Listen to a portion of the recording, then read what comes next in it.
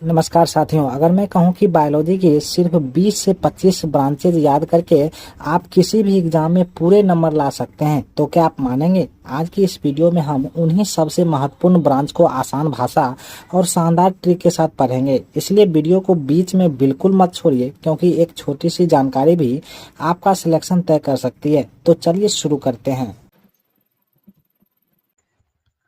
चलिए बढ़ते हैं क्वेश्चन की ओर। विटीकल्चर से क्या उत्पादित होता है?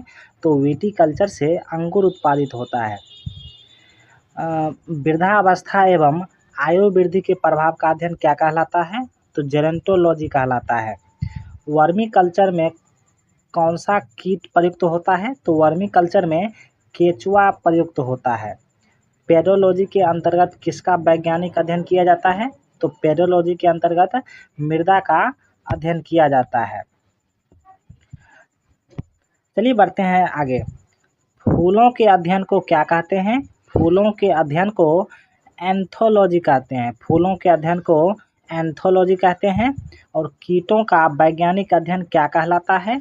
तो कीटों का वैज्ञानिक अध्ययन एंटोमोलॉजी कहलाता है। कीटों का वैज्ञानिक अध्ययन एंटोमोलॉजी कहलाता है।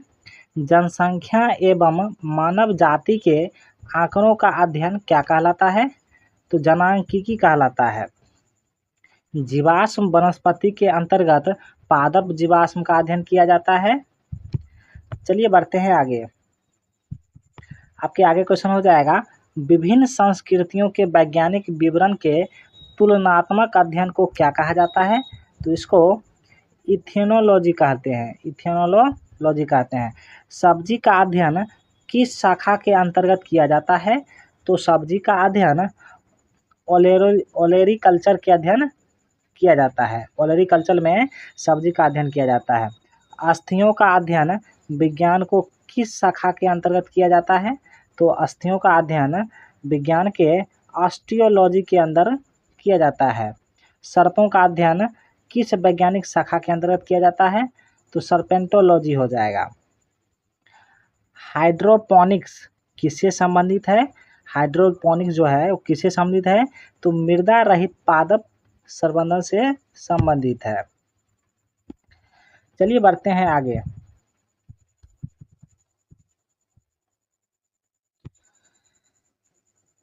आपका अगला हो जाएगा, जीव विज्ञान की विभिन्न शाखाओं के जनक कौन है? तो जंतु विज्ञान के जनक हो जाएगा अरस्तु हो जाएगा। वनस्पति विज्ञान का जनक हो जाएगा थियोफ्रास्टर हो जाएगा। सूक्ष्म विज्ञान का जनक हो जाएगा ल्यू पास्चर। और जीवाणु विज्ञान का जनक हो जाएगा रॉबर्ट कोच। प्रतिरक्षा विज्ञान का जनक हो जाएंगे एडवर्ड जेनर।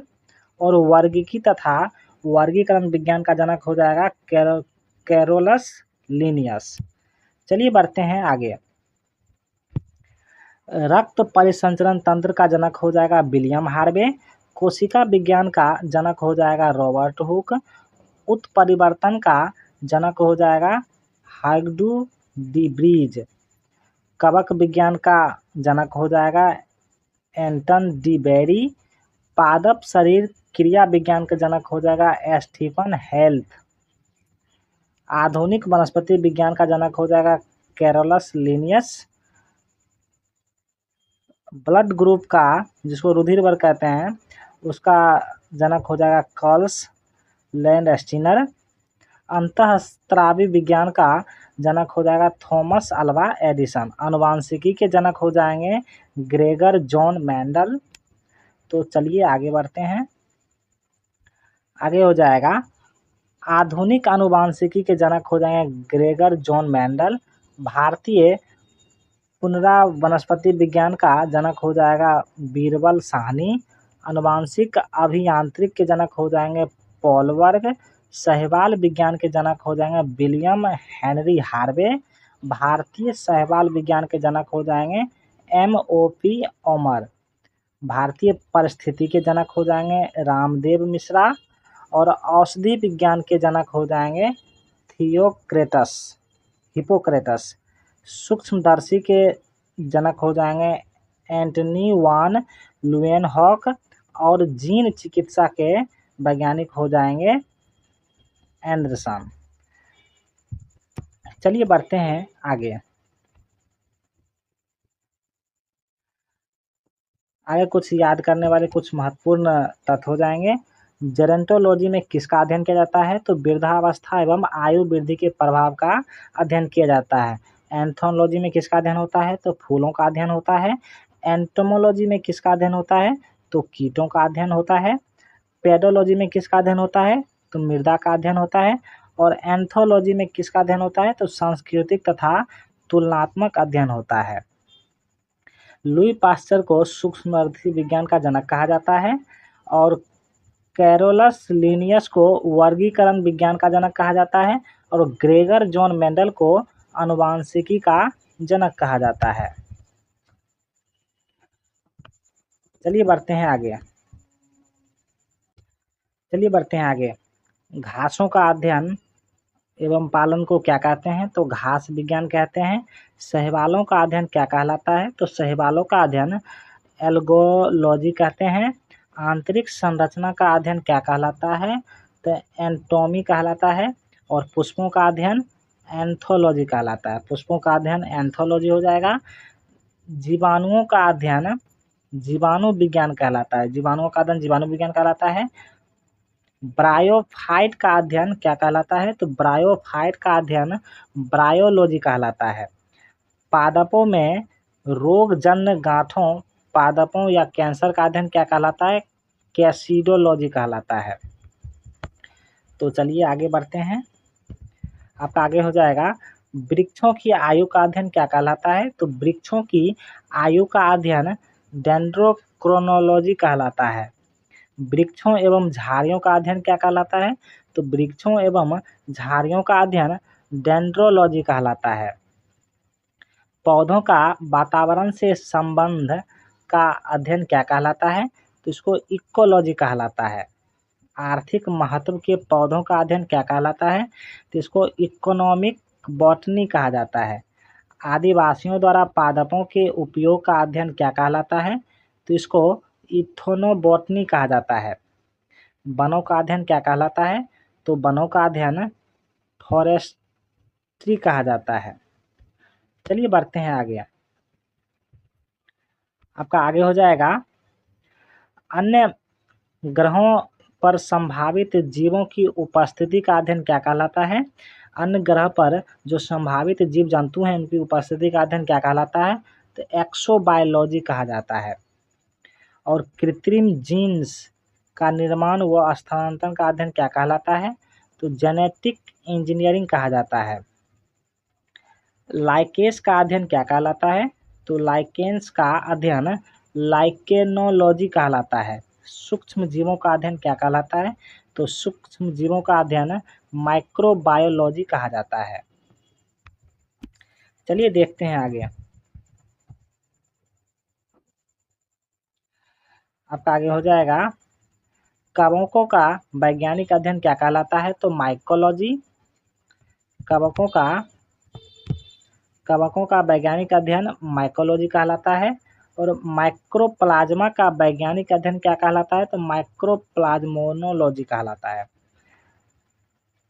निमेटोलोज का पादप के साथ संबंध का अध्ययन क्या कहलाता है? तो निमेटोलॉजी कहलाता है।